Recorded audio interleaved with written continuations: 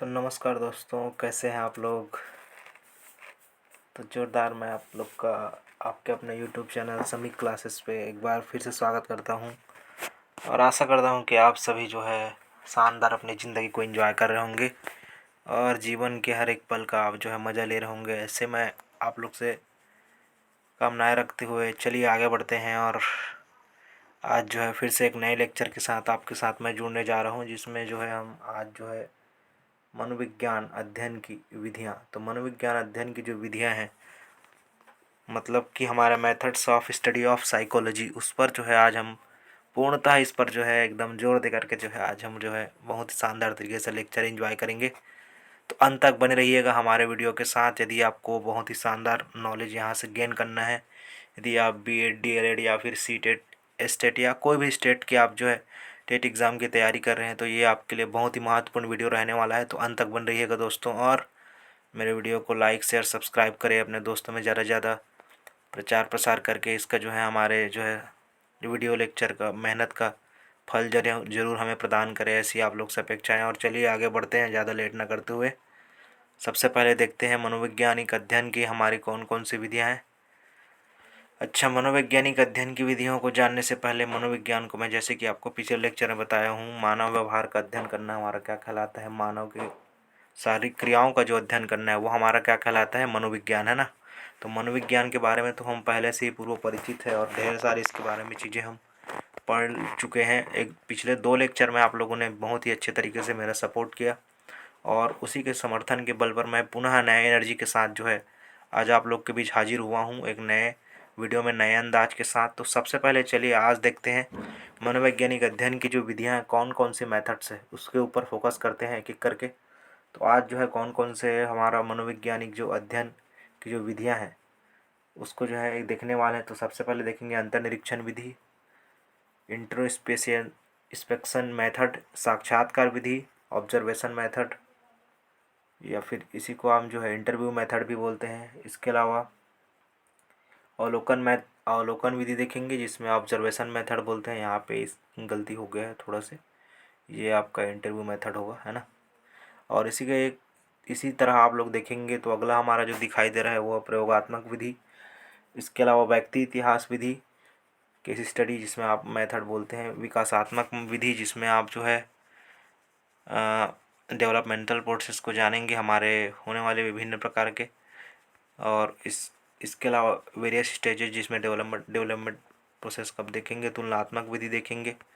इसके बाद अगला हमारा निदानात्मक विधि है, जिसको आप क्लिनिकल मेथड भी बोलते हैं, उस पर हमारा नज़र रहेगा, आज का हमारा जो टारगेट रहेगा। इसके अलावा मनोविश्लेषणात्मक विधि है, फ्रायड का जो है मनोविश्लेषण का सिद्धांत उस पर आधारित रहने वाला है। इसके अलावा स्टैटिकल मेथड देखेंगे, सांख्यिकी विधि जिसमें हमारे सांख्यिकी पर आधारित कुछ जो है मनोवैज्ञानिक अध्ययन किया जाता है उस पर यह आधारित रहने वाला है। इसके अलावा हमारा जो अगला रहने वाला रहेगा सर्वेक्षण विधि, है ना। तो सर्वेक्षण विधि पे भी हमारा फोकस रहेगा, जो कि हमारा 12वें नंबर की विधि होने वाला है। इसके अलावा 13वें नंबर पे जो है हम जो है देखने वाले हैं मापन विधि। तो मापन विधि, मापन रेखा विधि क्या होता है, ये रेटिंग स्केल मेथड, ये भी हम जो है यहाँ पे आज लेक्चर में डिस्कस करेंगे। काफ़ी लंबा लेक्चर होने वाला है और अंत तक ये आप बने रहेंगे तो इसमें ज़रूर आपको बहुत सारी चीज़ें सीखने समझने को मिलेंगी, जानने को मिलेंगी कि ये विधियाँ क्या है, इनका मनोविज्ञान में क्या महत्व है। और हर एक विधि का अपना एक तरीका होता है, हर एक विधि का अपना एक तौर तरीका होता है, उसी के आधार पे जो है इस पे कार्य किया जाता है। तो हर एक विधि को एक एक करके देखेंगे। समाज मिति विधि, इसमें सोशियोमेट्रिक मेथड होता है। इसके अलावा संचित अभिलेख विधि होता है, जिसमें हम कम्युलेटिव रिकॉर्ड कार्ड बनाते हैं और रिकॉर्ड कार्ड बना करके इसमें स्टडी करते हैं। और अंत में जो है सबसे आखिर में हम लोग देखेंगे आत्मकथा लेखन विधि, है ना। तो चलिए अब बगैर देर किए मैं जो है लेक्चर को कंटिन्यू आगे बढ़ाता हूँ आपके समर्थन के साथ आगे बढ़ते हुए। हमारे इस यूट्यूब चैनल पे आप बने रहिएगा अंत तक और लगातार लेक्चर को एंजॉय कीजिएगा मेरे साथ जर्नी को। तो चलिए सबसे पहले देखते हैं अंतर्निरीक्षण विधि, ये हमारा फर्स्ट मेथड है। अंतर्निरीक्षण विधि, अंतर्निरीक्षण इंट्रोस्पेक्शन मेथड। तो ये क्या होता है भाई इंट्रोस्पेक्शन मेथड, इस पर थोड़ा से आज जो है गहन चर्चा करेंगे। तो सबसे पहले यदि इसकी बात करें तो इसको देने वाले जो साइंटिस्ट है वो विलियम वुंट के बारे में आप लोगों ने पहले भी पढ़ा हुआ है, जिन्होंने प्रथम मनोविज्ञान की प्रयोगशाला स्थापित की थी जर्मनी में लिमचिंग नाम के शहर पे, है ना। इसका अर्थ क्या होता है? तो यदि आप बात करें अंतर्निरीक्षण विधि, अंतर मतलब होता है खुद को, अपने आप को, अंदर को, खुद को देखना, है ना। तो खुद को, अपने अंदर में जो होने वाले बदलाव है, हमारे अंदर की जो भावनाएं, हमारी जो इच्छाएं हैं, प्यार है, दर्द है ना। हमारे इच्छाएं, हमारे इच्छा मतलब किसी को प्राप्त करने की इच्छा, या कोई किसी को खाने की इच्छा, किसी को कुछ करने की इच्छा, है ना। तो ये जो हमारे अंदर की इच्छा है, हमारे जो संवेग है, हमारे जो आवेग है, इन सब के, हमारी जो मानसिक दशाएं हैं, इन सब को जिस विधि के अंतर्गत हम अध्ययन करते हैं, वो हमारा क्या कहलाता है? आत्मनिरीक्षण विधि। इसी को आत्मगत अवलोकन भी कहा जाता है, क्योंकि इसमें हमारा मूल ऑब्जेक्टिव जो रहता है, फंडामेंटल जो ऑब्जेक्टिव रहता है इस मेथड का, वो ये रहता है कि इसमें हम अपने आप को, खुद को, अपने आप को बार बार देखते हैं, अपने खुद का आकलन करते हैं, अपनी भावनाओं, अपनी इच्छाओं, अपने संवेगों के बारे में, मानसिक दशाओं का खुद से ही हमारा खुद का निरीक्षण करना होता है। इसलिए ये मेथड जो है बहुत इंपॉर्टेंट है। अच्छा, इस मेथड में जब यूज़ किया जाता है अंतर्निरीक्षण विधि का, तो इसमें हमें कौन कौन सी ऐसी बातें हैं जो हमारे लिए बहुत ही इंपॉर्टेंट हो जाती है, जिसको ध्यान रखनी बहुत ज़रूरी है ना। तो उस पर चलिए एक एक करके एक पॉइंट को देखते हैं। तो सबसे पहले तो जब ये आप इस विधि को अपना रहे हो, या इस विधि को आप खुद के ऊपर यदि आप खुद का आत्मनिरीक्षण करने का प्रयास कर रहे हो, अंतर्निरीक्षण कर रहे हो, तो पूर्वाग्रह से आपको ग्रसित नहीं होना है। मतलब आपको किसी भी प्रकार से पूर्व अवधारणा बना करके नहीं चलना है। इसमें जो है ध्यान और अवधान अवधान जो होता है, उस पर हमारा नियंत्रण होना बहुत ज़रूरी है। और सबसे जो इम्पोर्टेंट पॉइंट वो ये है कि इसमें थकान और ऊब नहीं होना चाहिए। मतलब आप यदि खुद का आत्मनिरीक्षण कर रहे हो, तो उस समय आपको खुद के अंदर थकान आपके अंदर नहीं आनी चाहिए, उबास नहीं आनी चाहिए, आप जो है थके हुए महसूस नहीं करने चाहिए। अच्छा, इस निरीक्षण को करने का सबसे अच्छा तरीका होता है शांत वातावरण, जहाँ पे आप जो है इस निरीक्षण को, अंतर्निरीक्षण को, मतलब आप अपने आप को, खुद को आकलन करना है, खुद को एकांत में ले जाना है, खुद को एकांत में ले जाके अपने आप को, खुद को एनालिसिस करना है। इसलिए इसको बोला जाता है आत्मनिरीक्षण विधि। आत्मनिरीक्षण विधि के बहुत सारे प्रॉपर्टीज़ है, जो इसके सकारात्मक पहलू है उस पर एक बार नज़र दौड़ा लेते हैं। इसमें पॉजिटिव पॉजिटिव पॉइंट जो हमारे हैं वो क्या है, इसके मेरिट्स क्या क्या होने वाले हैं ना। तो सबसे पहले तो ये निष्पक्ष होता है, मतलब बिना दबाव के, किसी के आपके ऊपर कोई प्रेशर नहीं रहता, आप खुद का आकलन करते रहते हो, तो आप निष्पक्ष रहते हो ज़्यादातर समय, ऐसा स्थिति इसमें बना रहता है। इसको देखो, इसके लिए आपका कोई स्थान फिक्स नहीं है कि आप स्कूल में करो, या कॉलेज में करो, या घर में करो। ये किसी भी समय और कहीं पे भी किया जा सकता है। इसलिए ये बहुत ही हमारे लिए सरल विधि माना जाता है, क्योंकि इसमें व्यक्ति अपने खुद के गुणों को, अपने चारित्रिक गुणों को, या अपने संवेगों को, अपनी इच्छाओं को क्या करता है, यहाँ पे स्टडी करता है। इसके अलावा सबसे सस्ती विधि मानी जाती है, क्योंकि इसमें आपको खुद का आकलन करना होता है, इसलिए ये सस्ती विधि है। इसमें आपको बाह्य रूप से किसी भी प्रकार के आर्थिक नुकसान का इसमें संभावना नहीं रहता है, इसलिए इसको सस्ती विधि कही जाती है। अन्य विधियों के प्रयोग में भी ये क्या होता है, सहायक, मतलब अंतर्निरीक्षण विधि के माध्यम से आप मनोविज्ञान की दूसरी विधियाँ जो है उनका भी यहाँ पे आप इसमें कनेक्शन कर सकते हो, है ना। इसके अलावा इसमें तात्कालिक ज्ञान होता है, मतलब जैसे ही आपने वहाँ पे मनोवैज्ञानिक इस अंतर्निरीक्षण विधि का प्रयोग किया, आपको तुरंत के तुरंत आपके जो होने वाले, आपके शारीरिक जो संवेग है, जो आपकी इच्छाएं हैं, जो आपके यथार्थ जो ज्ञान है, वो तुरंत तत्कालिक आपको वहाँ पे ज्ञान हो जाता है। और तत्कालिक ज्ञान के माध्यम से आप जो है अपना आत्मनिरीक्षण या खुद का अंतर्निरीक्षण कर पाते हैं। अब देखिए, इसमें बहुत सारे दोष भी हैं, डिमेरिट्स भी रहने वाले हैं, क्योंकि ये जो विधि है काफ़ी हद तक एक ही व्यक्ति के ऊपर सेंटर्ड है ना। और आत्म निरीक्षण मतलब खुद का निरीक्षण कर रहे हो आप, तो इसमें क्या क्या इसमें कमियां होती है उस पर एक बार देखते हैं। सबसे पहले वैज्ञानिकता का अभाव है, मतलब इसमें किसी भी प्रकार का आप साइंटिफिक अप्रूवमेंट यहाँ पे नहीं मिलता है। यहाँ पे आप क्योंकि खुद का आकलन कर रहे हो, इसलिए यहाँ पे वैज्ञानिकता का अभाव है। दूसरा, यहाँ पे देख सकते हो कम उम्र के जो बच्चे हैं या कम अनुभवी है, वो व्यक्ति, बताइए आप खुद का कैसे आकलन करेगा, जिसको आप अपने बारे में खुद अभी कुछ जानकारी नहीं है। एक 2 साल या 1 साल के बच्चे को बोलोगे आप उनका अपने उम्र के बारे में, अपने आसपास के वातावरण के बारे में, अपने खुद का अंतर व्यक्ति खुद को, उसको ज्ञान नहीं है, संवेग क्या है, इच्छाएं क्या है, ये सब उनको पता ही नहीं है, तो वो बच्चा जो है खुद का अंतर्निरीक्षण कैसे कर पाएगा। तो ये भी एक समस्या रहता है। इसके अलावा असामान्य व्यक्ति के लिए भी ये बहुत ही मुश्किल खड़ा कर रहा है। असामान्य व्यक्ति मतलब जो कि शारीरिक रूप से फिट नहीं है, या मानसिक रूप से कोई प्रकार से समस्या से जूझ रहा है, वो ऐसे व्यक्ति के लिए अंतर्निरीक्षण विधि क्या हो जाता है, यहाँ पे निगेटिव होता है ना। इसमें ये नेगेटिव पॉइंट है, पक्षपात की संभावना बने रहती है, क्योंकि आदमी खुद का निरीक्षण कर रहा है तो उसको ये लगता है कि मैं हूँ श्रेष्ठ हूँ, तो वो हमेशा अपने आप को सकारात्मक दिखाने का प्रयास करेगा। यदि उसको पता है, अपनी कमियाँ भी पता है, तो भी बोलेगा नहीं, मेरी तो कोई कमी ही है ही नहीं, मेरा तो सकारात्मक पक्ष है। तो इसमें पक्षपात की संभावना है, हर एक व्यक्ति अपने आप को श्रेष्ठ दिखाना चाहेगा। इसके अलावा इसके लिए स्पेशल ट्रेनिंग भी चाहिए, क्योंकि भाई आत्मनिरीक्षण करना है तो ऐसा नहीं तो नहीं है कि कोई भी आदमी गया और घूम फिर के कहीं से आ गया और आत्मनिरीक्षण कर रहा है, तो ये भी एक समस्या होता है ना। इसके अलावा अपनी अनुभूतियों को उचित शब्दों व भाषा में प्रकट नहीं कर पाना। अब कई ऐसी चीज़ें हैं जिसको आप शाब्दिक रूप से प्रकट नहीं कर पाते, तो उसके लिए ये विधि जो है क्या हो जाता है, यहाँ पे फेल हो जाता है। इसलिए इस विधि में बहुत सारी कमियां हैं। तो इसके पश्चात दूसरा नंबर का जो विधि है वो हमारा कौन सा रहने वाला है, अवलोकन विधि, ऑब्जर्वेशन मेथड। ऑब्जर्वेशन का मतलब क्या होता है, किसी चीज़ को देखना, अवलोकन करना, प्रत्यक्ष रूप से किसी घटना को होते हुए आप जब अपनी आंखों के सामने से देखते हो तो वो हमारा क्या होता है, अवलोकन।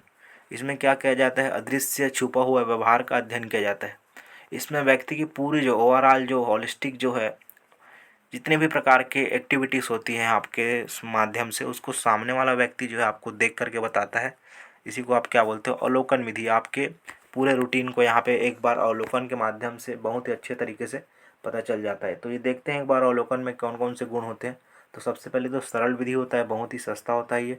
इसमें ज्ञानेंद्रियों का प्रयोग होता है। ज्ञानेंद्रिय मतलब आँख, नाक, कान, त्वचा, है ना, जीभ आपके। तो ये जो है आपके 5 जो ज्ञानेंद्रियाँ होती है, इनका जो है इसमें ज्ञानेंद्रियों का यहाँ पे प्रयोग होता है। विश्वसनीयता ज़्यादा रहती है, वर्ष मतलब इसको मान्यता मिली हुई है। विश्वसनीयता अवलोकन को काफ़ी प्रचलित है विधि जो है ये मनोविज्ञान में, काफ़ी मनोवैज्ञानिक इनका प्रयोग करते हैं बहुत सारे जगहों पे। इसके अलावा सभी स्थान में उपयोगी है, मतलब इसमें कोई जगह का या कोई स्थान का निश्चित नहीं होता। स्कूल, कॉलेज या फिर घर आपके आसपास कहीं पे भी अवलोकन के माध्यम से आप जो है अध्ययन कर सकते हो। अवलोकन जो है मनोविज्ञान की बहुत ही प्रचलित विधि में से एक मानी जाती है। इसके अलावा ये सामूहिक रूप से घटना का अवलोकन भी किया जाता है इसमें। तो सामूहिक रूप से अवलोकन करना है तो उसके लिए भी आपका क्या है, बहुत ही बढ़िया रहने वाला है अवलोकन विधि। इसके अलावा अवलोकन के माध्यम से समय जो होती है, समय की खपत, अवलोकन में समय का खपत ज़्यादा होता है, इसलिए ये क्या हो जाएगी, इसकी सीमा मतलब एक कमी है इसका कि इसमें समय की खपत बहुत ज़्यादा हो जाती है। पक्षपात, तो इसमें भी आप देखेंगे तो पक्षपात की संभावना यहाँ पे भी बनी रहती है कि पक्षपात हो सकता है। सही या गलत को लेकर के व्यक्ति अपने अपने पक्ष में जो है यहाँ पे डिसीजन ले सकता है, तो इसमें पक्षपात की संभावना बहुत ज़्यादा बनी रहती है। भूतकाल के जो घटनाएं होती हैं उसके लिए अनुपयोगी है, मतलब भूतकाल में जो बीत चुका है उसके यदि आपको अवलोकन करनी है तो उन घटनाओं के लिए ये क्या हो जाता है, फिर ये हमारा जो है अवलोकन की सीमा यहाँ पे देख सकते हो, है ना। इसके अलावा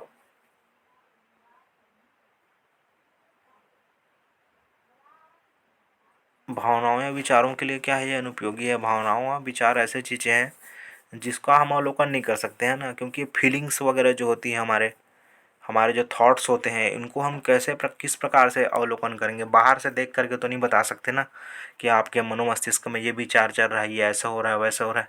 तो भावनाएं जो होती हैं, हमारी जो फीलिंग्स है, हंसना, रोना, मुस्कुराना, ऐसी जो मन में भावनाएं उत्पन्न होती रहती है, गुस्सा आ रहा है या शांत रहो, या फिर मन के अंदर जो चल रही है चंचलता जो है मन के अंदर, उसको यहाँ पे हम समझ नहीं पाते, इसलिए भावनाओं विचारों के लिए क्या हो जाता है, अनुपयोगी साबित होता है ना। अब आते हैं अगले मेथड पे, साक्षात्कार विधि, जिसको आप लोगों ने बहुत ज़्यादा सुना होगा। साक्षात्कार जाना पहचाना नाम है।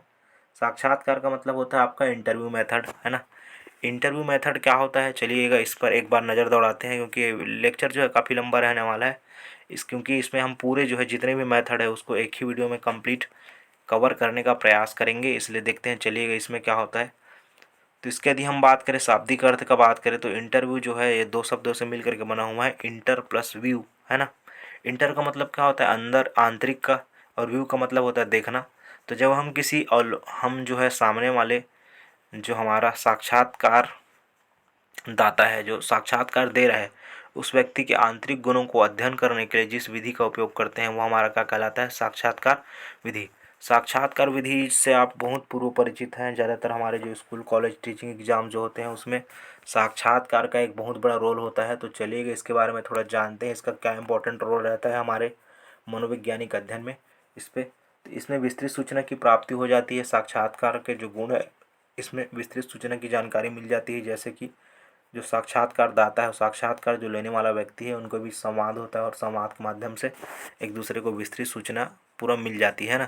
अमूर्त तथ्यों का अध्ययन हो जाता है। व्यक्ति के जो है अमूर्त तथ्य मतलब जो दिखाई ना देने वाले तथ्य है उनका जो है इसमें अध्ययन किया जा सकता है। लचीलापन होता है, मतलब फ्लेक्सिबल होता है, आदमी में डर भय खौफ का ज़्यादा यहाँ पे माहौल नहीं रहता। इसमें फ्रेंडली जो है हमारा जोन एक क्रिएट किया जाता है और उस पर रह करके जो है लचीलापन के माध्यम से इसका साक्षात्कार में इसका मौजूदगी दर्ज कराया जाता है ना। इसके अलावा सूचनाओं की जांच होती है, मतलब व्यक्ति के विभिन्न प्रकार के जो नॉलेज है अलग अलग क्षेत्र में उनका जो है यहाँ पे अध्ययन किया जाता है। भूतकालीन घटनाओं का अध्ययन किया जाता है, जैसे कि आप एक इंटरव्यू के रूप में गए हो, इंटरव्यूअर के रूप में, तो आप जो है वहाँ पे अपने पास्ट में जो आपके साथ हुआ है, आपने जो अध्ययन किया हुआ है, आपकी जो डिग्री है, जो आपके जो है पास्ट में जो जो आपने अचीवमेंट्स हैं, उन सब के बारे में भी इसमें आप बात करते हो, चर्चाएं होती है, आपसे प्रश्न किए जाते हैं उस विषय पे। तो आपकी जो उपलब्धियाँ हैं आपने जो पास्ट में आपने उपलब्धियाँ जो हासिल की है उसके बारे में भी इसमें काफ़ी चर्चा किया जाता है। इसलिए एक विशेष जो है साक्षात्कार हमारे लिए स्पेशल है। परंतु इसके कुछ ऐसे क्षेत्र हैं जहाँ पे बहुत सारे आप इसमें दोष देख सकते हो। तो साक्षात्कार के दोष आपके कौन कौन से फील्ड में आता है, चलिएगा उस पर भी एक बार नज़र दौड़ा लेते हैं। तो साक्षात्कार में कुछ महत्वपूर्ण है, जैसे कि ये स्मृति पर आधारित होता है, नॉलेज बेस्ड ज़्यादातर क्वेश्चन होते हैं, आपके ब्रेन से रिलेटेड ज़्यादातर क्वेश्चन होते हैं, स्मृति पर आपके जो है आधारित हो जाता है, इसलिए सिमट के रह जाता है। यहाँ पे विषय से भटकाव की संभावना बनी रहती है। देखिए इंटरव्यूअर का कोई फिक्स पाथ नहीं होता, कोई रास्ता नहीं होता कि वो आपको उसी सब्जेक्ट से रिलेटेड उसी बात पर ही आपसे प्रश्न करे। आप जो है विषय से भटकाओ, मतलब आप एक विषय से दूसरे विषय, दूसरे से तीसरे विषय की ओर आप चले जाते हैं, इसलिए इसका एक ड्रॉबैक माना जाता है, कमी माना जाता है। इसके अलावा साक्षात्कारदाता पर निर्भरता, साक्षात्कारदाता जैसे आपसे प्रश्न करेगा वैसे ही आप उसका उत्तर दे पाएंगे, मतलब पूरा जो इंटरव्यू हो वो डिपेंडेंट होता है साक्षात्कार दाता पर निर्भर होता है, और साक्षात्कारदाता के फीडबैक के आधार पर ही जो पुनर्बलन उसको मिलता है, उसके आधार पर ही जो है साक्षात्कार जो लेने वाला व्यक्ति है वो उससे उसी के आधार पर प्रश्न पूछा जाता है। तो साक्षात्कारदाता पर काफ़ी अधिक निर्भरता होती है।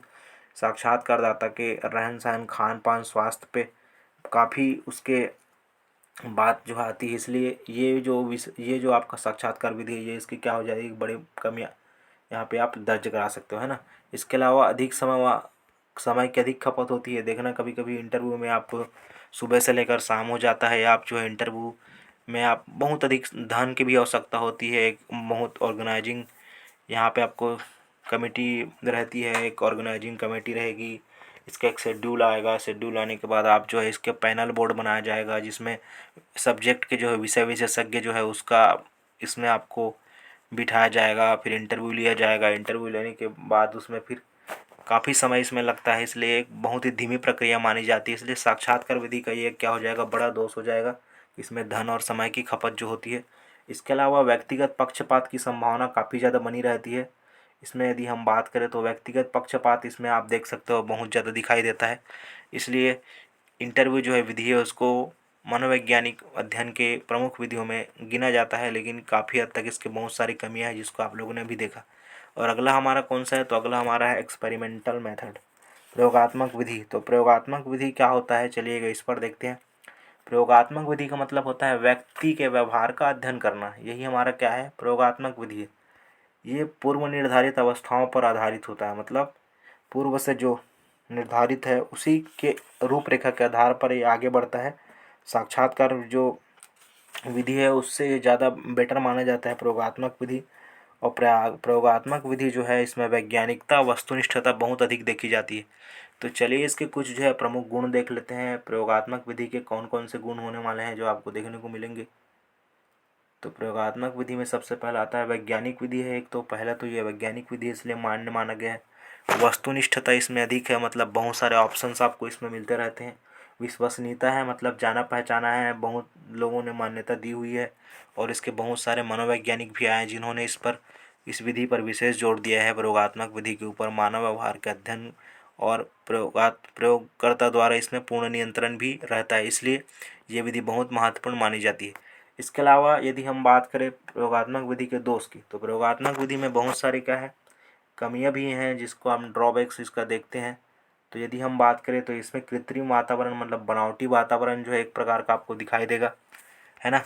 इसके अलावा सामाजिक विज्ञान जैसे विषय होते हैं वहाँ पे प्रयोगात्मक विधि जो है यहाँ पे उसमें अध्ययन करना उनके विषयों का, ये कठिन चुनौती हो जाता है मनोवैज्ञानिकों के सामने। इसके अलावा ये जो प्रयोगात्मक विधि ये एक्सपेरिमेंटल होता है, मतलब टोटल जो है प्रयोग पर आधारित होता है। इसलिए ऐसी जो विधि है ये केवल हमारे क्या है, साइंस के कुछ प्रमुख विषय जैसे कि फिजिक्स है, केमिस्ट्री है, इस पर जो है आपको अधिक प्रभावी होते हुए ये दिखाई देता है ना। इसलिए प्रयोगात्मक विधि को सोशल साइंस या ह्यूमैनिटीज़ के जो सब्जेक्ट है उसके लिए इसको क्या माना जाता है, एक प्रकार के उसके लिए कमी है इसमें।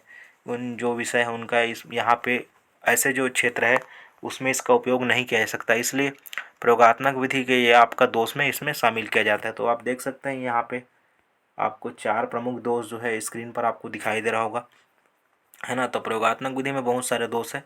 चलिए अब आगे आते हैं। 5वें नंबर का जो हमारा विधि है वह व्यक्ति इतिहास विधि।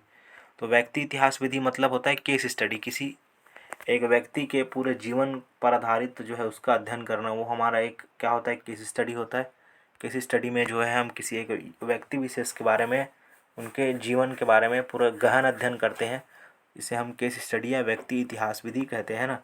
इसमें क्या किया जाता है आप देख सकते हैं, आप लिखा हुआ है वह विधि जिसमें हम क्या करते हैं, सामाजिक इकाई, चाहे वह व्यक्ति हो या परिवार हो या समिति या संस्था या संपूर्ण समुदाय हो, इसका पूरा विस्तृत एवं गहन अध्ययन किया जाता है। तो इसे हम क्या बोलेंगे, व्यक्ति इतिहास विधि। यहाँ पे व्यक्ति नाम से पे नहीं जाना है आपको, ये पूरे समुदाय, परिवार, संस्था, समिति, इसके पूरा कंप्लीट स्टडी में इसका उपयोग किया जाता है, इसलिए इसको क्या बोलते हैं, व्यक्ति इतिहास विधि, है ना। इसके अलावा चलिए व्यक्ति इतिहास विधि में क्या क्या इसके प्रॉपर्टीज़ है केस स्टडी के दौरान उसको देख लेते हैं। तो इसमें गुणात्मक अध्ययन काफ़ी अच्छा होता है ना। गहन अध्ययन किया जाता है, गहन अध्ययन में हमारा उपयोगी है। इसके अलावा एक ही इकाई का अध्ययन होता है, इसमें विशेष इकाई पर भी जोर दिया जाता है, और कार्य कारण संबंधों का इसमें क्या किया जाता है, अध्ययन। तो ये जो केस स्टडी होता है इसमें बहुत सारे क्षेत्र है, अलग अलग क्षेत्र है, और अलग अलग क्षेत्र के कारण इसमें जो है बहुत सारे आपको कार्य कारण संबंधों का अध्ययन करने का अवसर मिलेगा। विशेष इकाई पर ज़्यादा जोर दिया जाता है, गहन अध्ययन भी कर सकते हैं आप इसमें रह करके, एक इकाई का अध्ययन भी करते हैं। गुणात्मक अध्ययन मतलब इसमें आपके किसी गुणों का जो है यहाँ पे विशेष तौर पे अध्ययन किया जाता है, गुणात्मक अध्ययन भी इसमें शामिल है ना। इसके अलावा व्यक्तिगत अध्ययन के काफ़ी दोष है, मतलब केस स्टडी करेंगे तो उसमें आपको बहुत सारे दोष मिलेंगे, वस्तुनिष्ठता नहीं मिलती, आपके पास ऑप्शंस कम रहते हैं, है ना। पक्षपात की ज़्यादा संभावना बनी रहती है, सही गलत, इसमें गोपनीयता दिखाई नहीं देती, जो है डेटा जो है आपका रिवील हो सकता है, मतलब खुलासा इसमें डेटा का जल्दी हो जाएगा। सीमित अध्ययन है, मतलब ज़्यादा इसमें अध्ययन के क्षेत्र दिखाई नहीं देते, क्योंकि ये व्यापक स्तर पर होता है, इसलिए धन और समय की काफ़ी इसमें खपत आपको होते हुए दिखाई भी देती है ना। इसी कड़ी में अगला हमारा कौन सा, विकासात्मक विधि। जैसे कि नाम से समझ आ रहा है डेवलपमेंटल है, मतलब इसमें आपको विकास के अलग अलग जो क्षेत्र हैं, मानव विकास के या बाल विकास के, उसके आपको अलग अलग क्षेत्र को इसमें विस्तृत रूप से आपको अध्ययन करने का अवसर मिलेगा, है ना। तो इसमें हम क्रमबद्ध रूप से अध्ययन करते हैं, जैसे व्यक्ति के इतिहास का पूरा क्रमबद्ध इसमें क्या किया जाता है, अध्ययन किया जाता है। इसके अलावा हम जो है शैशवावस्था, बाल्यावस्था, किशोरावस्था, प्रौढ़ावस्था जैसे विभिन्न जो मानव की जो अवस्थाएं हैं, मानव विकास की अवस्थाएं हैं, उनका जो है यहाँ पे हम शारीरिक, मानसिक, सामाजिक और चारित्रिक बदलावों का क्या करते हैं, क्रमबद्ध रूप से, मतलब स्टेप बाय स्टेप इसमें जो है अध्ययन करते हैं। तो उसके लिए कौन सी विधि का उपयोग किया जाता है, विकासात्मक विधि, है ना। बहुत ही शानदार विधि है ये। इसका जो है बाल मनोविज्ञान में विशेष महत्व है, बहुत ज़्यादा इसका यूज़ किया जाता है। इसमें अवस्थाओं की जानकारी मिलती है, विभिन्न अवस्थाओं का वैज्ञानिक अध्ययन जो है आप इसमें बहुत ही अच्छे तरीके से कर सकते हैं ना। इसके अलावा इसमें दोष क्या है, तो ये बहुत ही लंबी प्रक्रिया होती है। पूरे यदि हम बात करें तो ये 10 साल, 20 साल, 40 साल, 50 साल, क्योंकि बाल्यावस्था से लेकर के आप जो है पूरे बाल्यावस्था से लेकर के पूरे प्रौढ़ावस्था तक यदि आप किसी व्यक्ति का विकासात्मक अध्ययन करना चाहेंगे तो ये एक बहुत ही लंबी प्रक्रिया हो जाएगी, है ना। पूरे उसके उम्र के एक एक पड़ाव का आपको अध्ययन करना पड़ेगा। इसके अलावा नियंत्रण और अध्ययन बहुत ही ज़्यादा कठिन हो जाता है, क्योंकि व्यक्ति उम्र के साथ काफ़ी ज़्यादा शारीरिक, मानसिक, सामयिक बदलाव आप इसमें देखने को मिलता है, इसलिए ये बहुत ज़्यादा अध्ययन करने में इसमें क्या होती है, कठिनाई।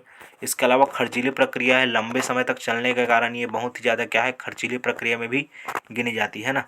अब चलिए कुछ गिने चुने और जो है कुछ और जो है मनोवैज्ञानिक अध्ययन की विधियाँ बची हुई है, जिस पर सरसरी तौर पे जल्दी जल्दी नज़र दौड़ा देते हैं, क्योंकि मुख्य जो विधियाँ हैं उसको मैं आप लोग को अच्छे तरीके से मैं बता चुका हूँ। आशा करता हूँ आप सभी जो है हमारे ये वीडियो लेक्चर को एंजॉय कर रहे होंगे और अंत तक बने रहेंगे, ऐसी अपेक्षाएं आप लोग से मैं लगा के रखा हुआ हूँ। और हमें जो है अंत तक सहयोग प्रदान करें, और ज़्यादा से ज़्यादा इस वीडियो को लाइक करें, शेयर करें, सब्सक्राइब करें हमारे यूट्यूब चैनल को, बेल आइकॉन ज़रूर दबाएँ। और जो है अपने दोस्तों में शेयर करें ताकि उनको भी इस वीडियो का लाभ मिल सके। और चलिए आगे बढ़ते हैं। मनोविश्लेषण विधि, ये 8वें नंबर की जो हमारी विधि 8th पोजीशन पे है, इसको देने वाले थे फ्रायड। फ्रायड ने मनोविश्लेषण वाद का सिद्धांत भी दिया है, काफ़ी प्रचलित है मनोविश्लेषण वाद का सिद्धांत। इनके अंतर्गत इन्होंने बताया कि हमारे मन के अंदर जो दबी हुई इच्छाएं हैं, भीतर जो दमित इच्छाएं हैं, जो चिंतन है, जो संघर्ष है ना, और जो डर है आदि का हम क्या करते हैं, विश्लेषण करते हैं मन के माध्यम से। मन का जो है विश्लेषण करते हैं। मन के अंतर्गत हमारे जो दमित इच्छाएं हैं, जो चिंतन है, हम जो संघर्ष हमारे अंदर जो चल रहा है, तनाव तूफान जो चलते रहता है, संघर्ष की स्थिति जो बनी रहती है, सही गलत हाँ ना वाली स्थिति जो बनी रहती है मन के अंदर, जो ऐसे जो स्थितियां हैं उनको हम जो है विश्लेषण करते हैं। विश्लेषण करके जिस विधि के माध्यम से अध्ययन करते हैं वो हमारा क्या कहलाता है, मनोविश्लेषण विधि। इसको देने वाले कौन है, फ्रायड। मनोविश्लेषणवाद का सिद्धांत भी इन्होंने ही दिया था। काफ़ी प्रचलित मनोवैज्ञानिक है मनोविश्लेषणवाद व्यक्तित्व के अंतर्गत, इसमें आप जो है पढ़ते हैं। इसके अलावा निदानात्मक विधि है, क्लिनिकल मेथड है। निदानात्मक मतलब होता है किसी व्यक्ति की समस्याओं का समाधान एवं उपचार की उचित व्यवस्था। तो व्यक्ति के समस्या का समाधान करना है किसी एक विषय विशेषज्ञ के माध्यम से, या एक किसी टॉपिक को लेकर के उसके जीवन से जुड़े हुए किसी समस्या का समाधान करना है, और समस्या का समाधान करने के साथ साथ पूरा उसका उपचार भी करना है, उपचार की उचित व्यवस्था की जानी है। वैसी जो विधि है इसके लिए हमारा निदानात्मक विधि बहुत ही प्रचलित है। इसके अंतर्गत हम पिछड़े बालक है, अधिगम असमर्थ बालक मतलब जो सीख नहीं पा रहा है बालक, किसी प्रकार से कमियां हैं, समस्यात्मक जो बालक है ना, समस्यात्मक बालक में बहुत सारे बालक आते हैं जो काफ़ी ज़्यादा माता पिता से उनका जो है जुड़ाव ना होता है, अच्छा नहीं हो पाता, या शिक्षक के साथ हमेशा विवाद की स्थिति खड़े करते रहते हैं, ऐसे बालक समस्यात्मक बालक के अंतर्गत आते हैं। तो ऐसे बालकों के जो है उससे संबंधित जो समस्याएं हैं उनका जो समाधान है, उनका समाधान खोजना और उसके लिए उपचार की उचित व्यवस्था करना, यही इस विधि का क्या होता है, मूल उद्देश्य जो है रहता है ना। तो निदानात्मक विधि जो है पिछड़े बालक, अधिगम असमर्थता वाले बालक, समस्यात्मक बालक इत्यादि जो बालक है इनके लिए बहुत ज़्यादा ये क्या है, उपयोगी रहने वाला है ना। चलिए आगे देखते हैं। 10वें नंबर पे सांख्यिकी विधि। स्टैटिकल होता है, ये स्टैटिकल मेथड है। इसमें जो हम क्या करते हैं, किसी एक व्यक्ति का या किसी समूह का क्या करते हैं, बहुत सारे हम आंकड़े एकत्र करते हैं, और आंकड़े को एकत्र करके ये देखते हैं कि उस व्यक्ति से संबंधित कौन कौन सी समस्याएं हैं जो वो झेल रहा है, उस समस्याओं को लेकर के उसका जो है डेटा एकत्र करते हैं, और डेटा एकत्र करके हम उसका जो है स्टैटिकल जो हमारे मीन मोड मीडियन वाला जो मेथड है ना, उनका उपयोग करके हम जहाँ पे ग्राफिकल ग्राफ वगैरह से या पाई चार्ट वगैरह के माध्यम से उस व्यक्ति के बारे में क्या करते हैं, विशेष रूप से उसका डेटा इकट्ठा करते हैं, और डेटा इकट्ठा करके उनकी जानकारी जुटाते हैं, और उनके बाद उसको विशेष प्रशिक्षण के माध्यम से, विशेष प्रशिक्षण की आवश्यकता होती है इस विधि में। तो इस विधि में विशेष प्रशिक्षण के माध्यम से उस व्यक्ति की जो समस्याएं हैं उनको उस निवारण उसका किया जाता है ना। तो इसमें जो है मीन मोड मीडियन, आपका जो माध्य माध्यिका बहुलक है, ये हमारे सांख्यिकी के मूल जो है भाग है, उसमें इनका उपयोग किया जाता है और उनका अध्ययन किया जाता है ना। ये विधि थोड़ा कठिन मानी जाती है क्योंकि इसमें मैथमेटिकल डेटा एनालिसिस बहुत ज़्यादा है, इसलिए इस विधि का उपयोग जो है, सांख्यिकी विधि का उपयोग अभी प्रचलित है लेकिन इसका उपयोग कम किया जा रहा है ना। अब आगे देखते हैं जल्दी जल्दी से आगे बढ़ते हुए, क्योंकि ज़्यादा लंबा ना ले वीडियो, इसलिए मैं जो है इसको थोड़ा जल्दी से शॉर्ट में कर रहा हूँ यहाँ पे टॉपिक को। आशा करता हूँ आप सभी इंजॉय कर रहे होंगे जर्नी को, मेरे साथ साथ आप भी बहुत ही शानदार तरीके से अंत तक बने हुए हैं, उसके लिए आप लोग का बहुत बहुत धन्यवाद। और चलिए आगे बढ़ते हैं इस वीडियो में। अब देखते हैं प्रश्नावली विधि, है ना। प्रश्नावली विधि क्या है, हमारा पेन पेपर या इसी को पेंसिल टेस्ट भी कहा जाता है। इसमें हम क्या करते हैं, प्रश्नावली में कुछ बहुत सारे हम सेलेक्टेड टॉपिक में से किसी व्यक्ति के लाइफ से जुड़े हुए कुछ समस्याएं हैं उनसे लेकर के बहुत सारे हम प्रश्न का एक श्रृंखला तैयार कर लेते हैं, और प्रश्न का श्रृंखला तैयार करने के बाद जो उत्तरदाता व्यक्ति होता है उसको उसको हमें उसके सामने इस प्रश्नों को रख देते हैं, और फिर उससे हम प्रश्न के माध्यम से, प्रश्नों में हम हाँ ना सही गलत के माध्यम से उनसे प्रश्न खड़े करते हैं, और प्रश्न खड़े करके फिर उस व्यक्ति का जो है टेस्ट यहाँ पे किया जाता है। तो एक प्रकार के पेन पेपर हमारा जो टेस्ट होता है, हाँ ना सही है कि गलत है, आप इस विषय पर क्या तर्क रखते हो, ये हमारा, यदि कोई बच्चा ऐसे कर रहा है तो वो ऐसा नहीं कर सकता, तो ऐसे क्या करना चाहिए, ये उपाय सही होगा कि नहीं होगा, हमें हमारे दैनिक जीवन में ये कार्यों को करना है कि नहीं करना है। तो उसके लिए हाँ या नहीं में उनको विकल्प का ऑप्शन मिलता है,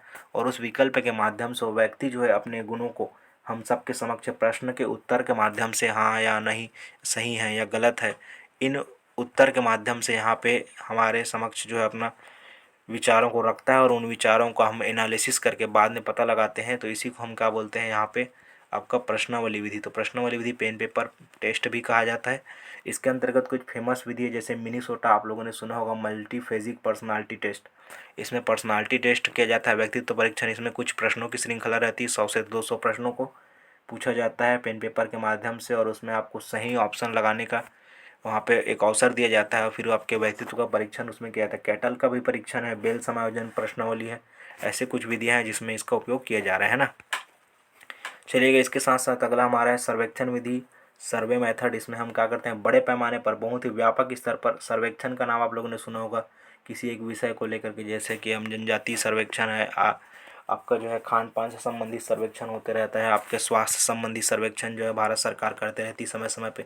तो सर्वेक्षण मतलब होता है व्यापक स्तर पर, सामूहिक स्तर पर, व्यापक स्तर पर बहुत ही विशाल आकार का डेटा इकट्ठा करना और उनका जो है यहाँ पे सर्वेक्षण या सर्वे के माध्यम से सूचनाओं का उपयोग करना। तो इसका उपयोग किया जाता है। इसमें प्रश्नावली का बहुत ज़्यादा महत्व रहता है।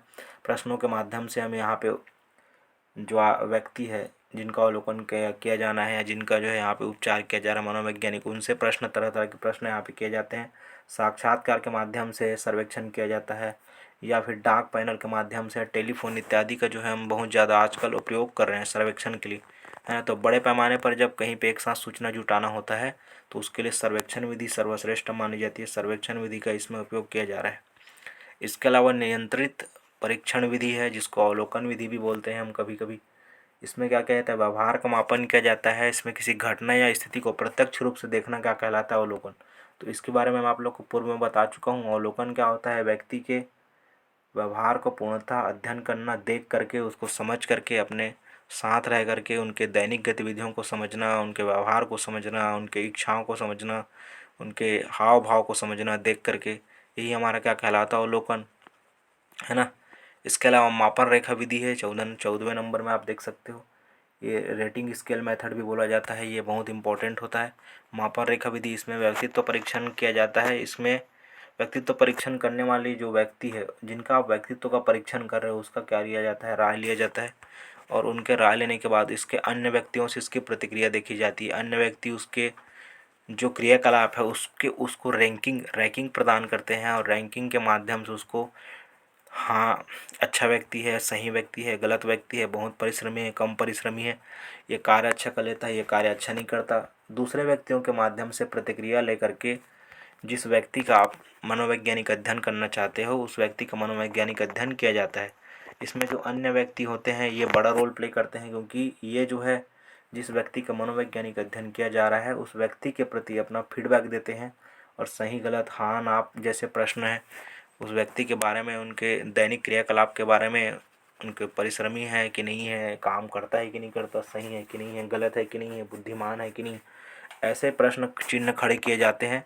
और जो उसके आसपास के जो रहने वाले लोग हैं, वो जो है लोग जो है उस व्यक्ति के बारे में, उनके दैनिक व्यवहार को देख करके एक फीडबैक के रूप में परिणाम देते हैं। इसी को क्या बोला जाता है, आपका मापन रेखा विधि। इसमें रेटिंग स्केल बनाया जाता है। इसके अलावा समाज मिति विधि, समाज मिति सोशियोमेट्रिक मेथड होता है। इसको 1934 से 1943 के बीच में जो है J.L. मोरेनो नाम के जो है मनोवैज्ञानिक थे, उन्होंने इसको सबसे पहले समाज मिति विधि को दिया था। ये भी एक जो है व्यापक स्तर पर प्रयोग होने वाली विधि है।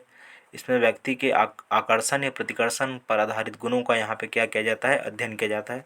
जैसे कि नाम से समझ में आ रहा है, समाज मिति मतलब सामाजिक गुण, जो व्यक्ति का सामाजिक गुण है उस पर इस पे क्या किया जाता है, विशेष जोर दिया जाता है। व्यक्ति के सामाजिक गुणों पर विशेष रूप से जोर दिया जाता है, और उसको स्टडी करके इसमें एक जो है आलेख तैयार किया जाता है। सोशल जो है उनका बिहेवियर कैसा है, समाज में उसका उठना बैठना कैसा है, लोगों के साथ वो घूम फिर ले रहा है कि नहीं रहा है, बैठ रहा है कि नहीं रहा है, किसी से बातचीत कर रहा है कि नहीं कर रहा है, लोगों के साथ कितना समय बिता रहा है, अपने समाज में उनका व्यवहारिक जीवन किस प्रकार से रहा, या व्यक्ति एकांतचित रहता है, या व्यक्ति को घूमना फिरना पसंद नहीं है, या सामाजिक कार्यों में इन्वॉल्व रहता है कि नहीं रहता। ऐसे जो गुण हैं इनको देखने के लिए क्या किया जाता है, हमारा समाज मिति का प्रयोग जो है किया जाता है। एक सामाजिक दर्पण की तरह ये जो है विधि जो है व्यवहार करता है ना। इसके अलावा अंतिम कदम की ओर जो है आगे बढ़ रहे हैं। और ये हमारा जो है 16वें नंबर में आप देख सकते हो संचित अभिलेख पत्र विधि। ये क्या होता है, एक प्रकार का फोल्डर की तरह होता है। जैसे आपके कंप्यूटर सॉफ्टवेयर, कंप्यूटर जो है एप्लीकेशन होता है, उसमें हमारा फोल्डर क्रिएट होता है, उसमें हम अपने डेटाओं को, अपने मोबाइल में भी आप एक फोल्डर बना लेते हो और उसमें आप जो है एक विषय विशेष संबंधित जो है जानकारी को एक जगह एकत्र करके रखते हो। वैसे ही यहाँ पे हम क्या करते हैं, किसी एक छात्र के बारे में उसके सामान्य और जो महत्वपूर्ण जो जानकारियाँ हैं उनको हम किसी एक जगह इकट्ठा करते हैं और एक जगह इकट्ठा करके उस जो छात्र है उस छात्र के बारे में जानकारी इकट्ठा करके रखते हैं और उनके जो है दैनिक जीवन से संबंधित, उसके पृष्ठभूमि से संबंधित, उनके खान पान, उनके रहन सहन इत्यादि का डेटा इकट्ठा करके रखते हैं और उनका अध्ययन करते हैं। तो इसी को हम क्या बोलते हैं, संचित अभिलेख पत्र विधि। अभिलेख बनाना मतलब रिकॉर्ड को एक जगह क्या करना, किसी व्यक्ति का सुरक्षित रखना, उनका सामाजिक व्यवहार कैसा है, एक बच्चे का बौद्धिक व्यवहार कैसा है, शारीरिक क्रियाकलाप क्या है, शिल्प कार्य में कैसा है व्यक्ति, परीक्षा का ओवरऑल उसका रिजल्ट कैसा रहा, सालाना उन्होंने परिणाम कैसे दिए, विद्यालय में विभिन्न कार्य किए गए, विभिन्न गतिविधियाँ आयोजित की गई, उसमें विद्यार्थी किस प्रकार इन्वॉल्व रहा, इन सब चीज़ों को लेकर के जो है इसमें कार्य किया जाता है। तो इसको हम क्या बोलते हैं, संचित अभिलेख पत्र विधि। इसमें एक विशेष रूप से रिकॉर्ड बुक बनाया जाता है और रिकॉर्ड बुक में जो है एक व्यक्ति के विभिन्न कार्यों, शारीरिक, मानसिक, सामाजिक, बौद्धिक, शिल्प कार्य, पारिवारिक पृष्ठभूमि कैसा है, परीक्षा परिणाम कैसा रहा, विद्यालय में उसके सभी संपादित जो कार्य है, जितने भी कार्य किए जा रहे हैं विद्यालय में, उसका उपस्थिति कैसे रहा, विद्यालय की विभिन्न गतिविधियों में उन्होंने अपने योगदान दिया कि नहीं दिया, बढ़ चढ़ के उसका योगदान कैसे रहा। ऐसे जो है समस्त जो कार्य हैं उनको एक रिकॉर्ड के रूप में एक जगह लिख करके एक फोल्डर बना करके सुरक्षित रखा जाता है, जिसको हम क्या बोलते हैं, संचित अभिलेख पत्र विधि, है ना। तो इस प्रकार आप देख सकते हैं कि मैंने अभी लगभग 16 जो है हमारे जो विधियाँ हैं, मनोवैज्ञानिक विधि है, उसका मैंने इस वीडियो के माध्यम से बहुत ही शानदार तरीके से आप सबके समक्ष प्रस्तुत करने का प्रयास किया। फिर भी यदि मेरे से कोई भूल चूक हो गई होगी तो उसके लिए क्षमा कीजिएगा। और आप लोग यदि इस वीडियो में जितने भी मेरे वीडियोस आ रहे हैं यूट्यूब पर, उसके यदि आपको पीडीएफ चाहिए तो उसके लिए मैं आप लोग को लिंक प्रदान कर रहा हूँ, एक लिंक प्रोवाइड कर रहा हूँ डिस्क्रिप्शन बॉक्स में, जिसमें से जाकर आप मेरे टेलीग्राम ग्रुप जो है ज्वाइन कर सकते हैं। वहाँ पे इसका पूरा पीडीएफ आप लोग को, ये जो आप देख रहे हो, इसका बहुत ही शॉर्ट नोट्स के माध्यम से बहुत ही नीट और क्लीन जो है आपको ये इसका पीडीएफ आपको मिल जाएगा। तो अंत तक बने रहने के लिए आप सभी का मैं एक बार पुनः धन्यवाद करता हूँ। आप लोगों ने मेरा इतना साथ दिया, सपोर्ट किया, उसके लिए बहुत बहुत धन्यवाद। और इसी प्रकार आगे आप लोग से उम्मीदें, अपेक्षाएं हैं कि आप हमारे साथ बने रहें और लगातार आप लोग के लिए मैं मेहनत करूँगा और लगातार वीडियो अपलोड करने का प्रयास करूँगा। ऐसी अपेक्षाओं के साथ आप सभी का बहुत बहुत धन्यवाद। जय हिंद, जय भारत, जय छत्तीसगढ़।